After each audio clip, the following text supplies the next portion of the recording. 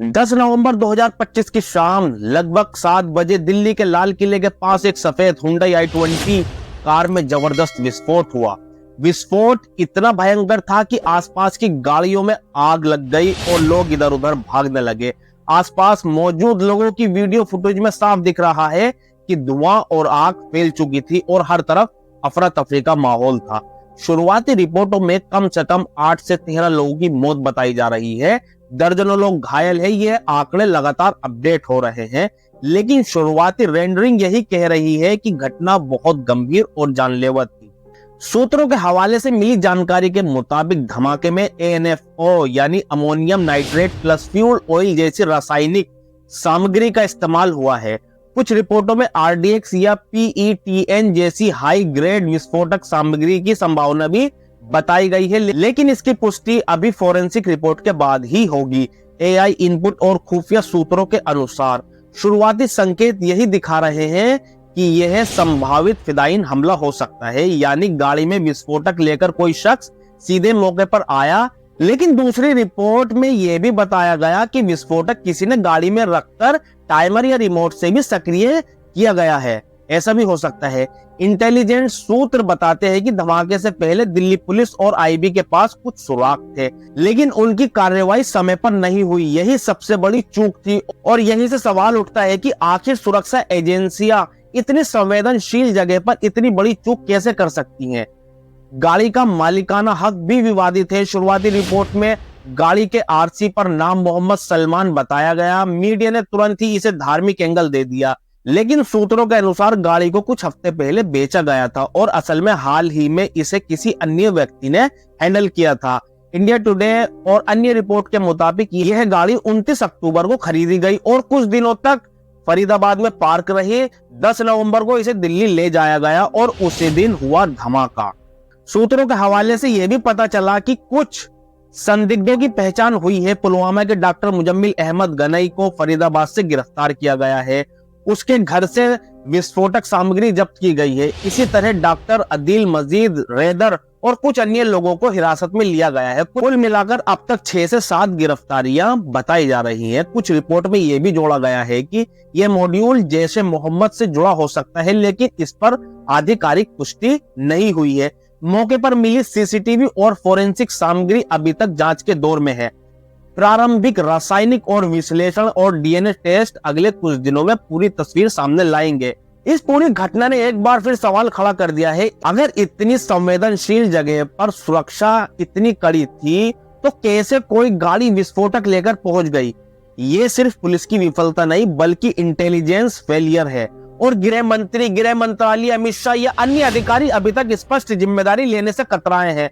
हर बार कहा जाता है कि जांच चल रही है, लेकिन जब तक नतीजे सामने आते हैं कोई जवाब नहीं मिलता। आखिर कब तक ये सरकार या अधिकारी बसते रहेंगे कोई प्रेस कॉन्फ्रेंस करने से। इस धमाके ने दिखा दिया कि सुरक्षा और खुफिया एजेंसियों की नाकामी कितनी जानलेवा हो सकती है और जनता अब सवाल पूछ रही है, कौन जिम्मेदार है। क्यों बार बार एजेंसियां और मंत्री जवाबदेही से भागते हैं। धमाके के तुरंत बाद फोरेंसिक टीम मौके पर पहुंची। शुरुआती विश्लेषण में पाया गया कि विस्फोटक सामग्री में ANFO यानी ammonium nitrate plus fuel oil की मात्रा पर्याप्त थी, जो किसी सामान्य पटाखे से कई गुना ज्यादा ताकतवर होती है। कुछ सूत्र और AI इनपुट के अनुसार विस्फोटक को विशेष तरीके से गाड़ी में छुपाया गया था। मौके पर मिले फुटेज बताते हैं कि गाड़ी लाल किले के मुख्य गेट के पास आकर रुक गई और विस्फोट तुरंत हो गया। यह भी बताया गया कि विस्फोट फिदायीन शैली का था, यानी किसी हमलावर ने खुद को इस विस्फोट के साथ खो देने की योजना बनाई थी। हालांकि दूसरी रिपोर्ट में यह संभावना भी बताई गई कि विस्फोटक को टाइमर या रिमोट से सक्रिय किया गया। सच्चाई का पता तभी चलेगा जब फोरेंसिक रिपोर्ट और DNA टेस्ट आएंगे।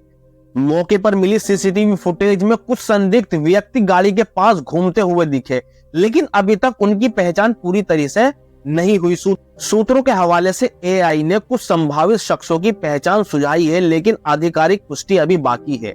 इस धमाके ने यह भी साफ कर दिया कि सुरक्षा एजेंसियां और इंटेलिजेंस नेटवर्क में बड़ी चूक हुई है। अगर गाड़ी में विस्फोटक सामग्री पहले से मौजूद थी तो इसे पकड़ने में IB और RAW असफल क्यों रही। दिल्ली पुलिस और स्पेशल सेल ने आसपास के इलाकों की जांच की, लेकिन समय रहते कार्रवाई नहीं हुई। आप समझ रहे हैं दोस्तों, अगर समय रहते कार्रवाई हो जाती तो शायद ये इतना बड़ा विस्फोट नहीं हो पाता, बेगुनाहों की जान नहीं जाती। फोरेंसिक टीम ने बताया कि विस्फोट से मिले अवशेषों में अमोनियम नाइट्रेट, फ्यूल ऑयल और कुछ अज्ञात रसायन थे। कुछ रिपोर्ट्स ने इसे यूएफओ जैसी खास रासायनिक शैली से जोड़कर बताया है, लेकिन यह अभी आधिकारिक पुष्टि के बाद ही साफ होगा। इस पूरे विश्लेषण का मतलब साफ है, धमाका केवल एक हादसा नहीं बल्कि एक नियोजित हमला था, जिसमें इंटेलिजेंस और सुरक्षा एजेंसियों की नाकामी ने जान माल का बड़ा नुकसान होने दिया। सवाल उठता है, अगर इतनी संवेदनशील जगह पर सुरक्षा इतनी कड़ी थी तो ये विस्फोट कैसे संभव हुआ, और गृह मंत्रालय या गृह मंत्री अमित शाह के नेतृत्व में कौन जिम्मेदारी लेगा? हर बार कहा जाता है कि जांच चल रही है, लेकिन जब तक रिपोर्ट सामने आती है जवाबदेही की कोई झलक नहीं मिलती। धमाके के तुरंत बाद मीडिया चैनल्स ने खबरें चलानी शुरू कर दी। कुछ चैनलों ने गाड़ी के मालिक का नाम सुनते ही इसे धार्मिक एंगल दे दिया। मोहम्मद सलमान नाम सुनते ही कई जगहों पर अफवाहें फैल गई, लेकिन सूत्रों के हवाले से मिली जानकारी यह है कि गाड़ी को कई हफ्ते पहले बेचा जा चुका था और असल में हाल ही में इसे किसी अन्य शख्स ने संभाला था। दोस्तों, ये धमाका यह भी दिखा रहा है कि मीडिया में कितनी जल्दी अफवाहें फैल जाती है। कुछ न्यूज चैनलों ने गाड़ी के मालिक और संदिग्ध की पहचान किए बिना ही पूरी कहानी तय कर दी। इससे पता चलता है कि अफवाह फैलाने से ज्यादा खतरनाक कोई विस्फोट नहीं हो सकता। जनता का कहना है कि सिर्फ बयान देना या जांच की बात करना अब पर्याप्त नहीं है। हर बार ये दिखाना कि सत्ता और सुरक्षा एजेंसियां जवाबदेही से भागती हैं। लोग चाहते हैं कि दोषी तुरंत सामने आए और भविष्य में ऐसे हादसे रोके जा सके। लाल किले धमाके ने सिर्फ लोगों को घायल नहीं किया है, बल्कि ये एक बहुत बड़ा इंटेलिजेंस फेलियर भी उजागर कर गया है। दिल्ली जैसी हाई सिक्योरिटी जोन में जहां हर गेट पर एसपीजी और सीसीटीवी लगे हैं, फिर भी कैसे कोई गाड़ी विस्फोटक लेकर पहुंच गई? ये केवल पुलिस की नाकामी नहीं बल्कि पूरी सुरक्षा और खुफिया एजेंसियों की चूक है। सूत्र बताते हैं कि आईबी और रॉ के पास पहले से सुराग थे, लेकिन समय पर कार्रवाई नहीं हुई। इंटेलिजेंस की यह विफलता इतनी स्पष्ट थी कि अब जनता सवाल कर रही है, अगर इतना संवेदनशील इलाका सुरक्षित नहीं है तो क्या भविष्य में कोई बड़ा हादसा हो सकता है? गृह मंत्रालय और गृह मंत्री अमित शाह की तरफ से अब तक कोई स्पष्ट जवाब या प्रेस कॉन्फ्रेंस नहीं हुई है। हर बार यही कहा जाता है जांच चल रही है, लेकिन जनता का सवाल यही है, क्या कोई जिम्मेदारी लेने को तैयार नहीं है? क्यों बार बार अफसर और मंत्री जवाबदेही से भागते हैं? इस धमाके ने दिखा दिया कि जब सुरक्षा एजेंसियां और सत्ता चुप रहती है तो अफवाहें और डर फैलाना आसान हो जाता है। ये मामला सिर्फ धमाके का नहीं बल्कि ये सिस्टम और जवाबदेही की असफलता का भी उदाहरण है।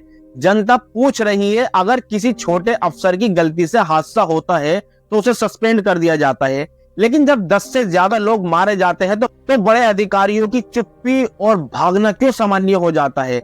यह धमाका सिर्फ एक घटना स्थल का मामला नहीं है, यह एक चेतावनी है कि इंटेलिजेंस और सुरक्षा एजेंसियों की क्षमता और जवाबदेही पर अब गंभीर सवाल खड़े हैं। सूत्रों के हवाले से एआई इनपुट ने भी पुष्टि की कि कई सुराग और संकेत पहले से मौजूद थे, लेकिन सिस्टम ने समय रहते उन्हें पकड़ने में नाकामी दिखाई। इसका मतलब साफ है, हमारे सुरक्षा नेटवर्क में गंभीर कमजोरियां हैं और यही सबसे बड़ा सबक है जो इस धमाके से निकलता है। एआई रिपोर्ट और सूत्रों के हवाले से यह स्पष्ट हुआ कि धमाका नियोजित था और इसमें इंटेलिजेंस और सुरक्षा एजेंसियों की विफलता ने जान माल का बड़ा नुकसान होने दिया। गाड़ियों में इस्तेमाल किए गए विस्फोटक, संदिग्ध लोग और गाड़ी का असली मालिक, ये सब बातें अभी जांच में है। मीडिया की रिपोर्टिंग ने भी साबित कर दिया कि अफवाहें कितनी जल्दी फैलती हैं। कुछ चैनलों ने नाम और धर्म के आधार पर कहानी गढ़ दी, लेकिन सच्चाई और तथ्य अभी भी जांच के दौर में है। इससे एक बार फिर समझ आता है कि जनता को सोच समझकर तथ्य और सूत्रों के आधार पर ही जानकारी लेनी चाहिए। इस धमाके ने एक बार फिर सवाल खड़ा किया कि भारत में सुरक्षा और इंटेलिजेंस नेटवर्क की वास्तविक क्षमता कितनी है, और सबसे अहम सवाल, क्या भविष्य में ऐसी घटनाओं से बचने के लिए एजेंसियां और सत्ता जवाबदेही होंगी? इस पूरे मामले में 3 चीजें साफ हैं। सुरक्षा और इंटेलिजेंस की चूक ने जान माल का नुकसान किया। मीडिया और अफवाहें लोगों की भावनाओं को और भड़काती है। जनता अब जवाबदेही की मांग कर रही है। एजेंसियां, मंत्री और सरकार सभी को खुलकर जवाब देना होगा। यह धमाका सिर्फ एक हादसा नहीं था, यह एक चेतावनी है कि जब सिस्टम चूकता है तो परिणाम कितने भयानक हो सकते हैं।